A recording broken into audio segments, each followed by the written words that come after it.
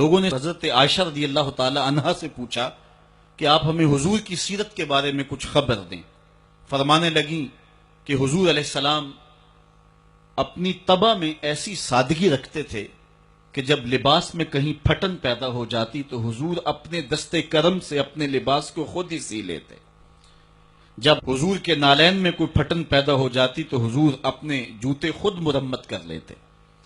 اسی طرح فرمانے لگی کہ آقا کریم علیہ السلام بکریوں کا دودھ خود دھو لیا کرتے تھے اور پانی نکالنے والے ڈول کے اندر جب کوئی مسئلہ ہوتا تو اس کی مرمت خود کر لیا کرتے۔ اور آگے فرمایا وَيَخْدِمُ نَفْسَهُ، اور حضور کسی پہ بوجھ نہیں بنا کرتے تھے، جو حضور کے کام ہوتے حضور خود کر لیا کرتے، بلکہ ازواج مطہرات کے ساتھ حضور کام کاج میں مدد دیتے اور ان کے ساتھ معاونت فرماتے۔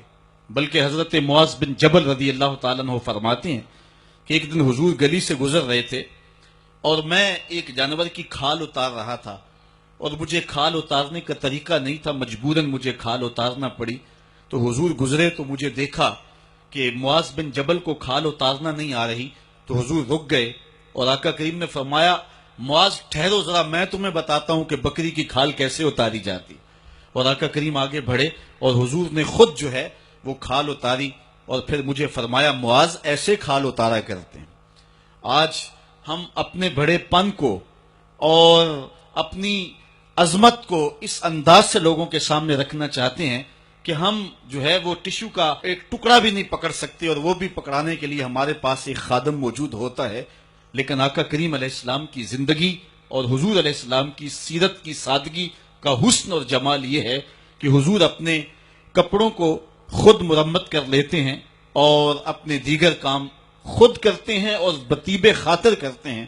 اور اس میں کوئی چیز اپنے لیے شرمندگی کی محسوس نہیں کرتے ہیں۔ حضرت حسن رضی اللہ تعالی عنہ حضور علیہ السلام کے نواسے بھی ہیں اور آقا کریم علیہ السلام کی صحابیت کا شرف بھی پایا ہے۔ کہتے ہیں کہ کانا یجلس علی الارض، حضور علیہ السلام کی سیرت یہ ہے کہ حضور زمین پہ بیٹھ جاتے تھے۔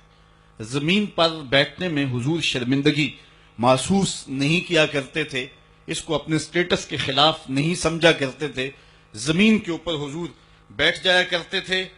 اور فرماتے ہیں وَيَطْعَمُ، اور زمین کے اوپر بیٹھ کر کے حضور علیہ السلام کھانا تناول فرمایا کرتے تھے۔ حضور کی عادت یہ تھی کہ آقا کریم جب بھی کھانا کھاتے تو حضور جھک کر کے کھانا کھاتے۔ فرماتے ہیں کہ میرے پاس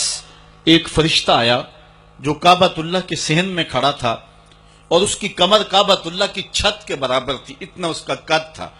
اور اس نے مجھے کہا کہ آپ اگر چاہیں تو آپ کو نبی اور بادشاہ بنا دیتے ہیں، اور آپ اگر چاہیں تو آپ کو عبد اور نبی بناتے ہیں۔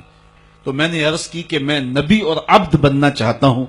تو جب یہ بات حضور نے کہی تو فرمایا عائشہ اگر میں نبی اور بادشاہ بنتا تو یہ جتنے بھی پہاڑ ہیں یہ سونا بن کے میرے ساتھ چلتے، لیکن میں نے اس بات کو اختیار نہیں کیا۔ اور اس کے بعد حضور علیہ السلام جب بھی کبھی کھانا کھاتے تو حضور جھک کر کے کھاتے،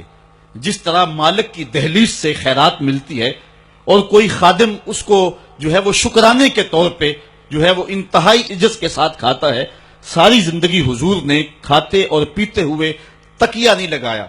ہاتھ میں پلیٹ پکڑ کے اکڑ کے یا ٹہل کر کے یا جو ہے وہ بالکل سیدھے ہو کے نہیں، تھوڑا سا جھک کر کے بغیر تکیے کے حضور علیہ السلام کھانا کھانا پسند فرمایا کرتے تھے۔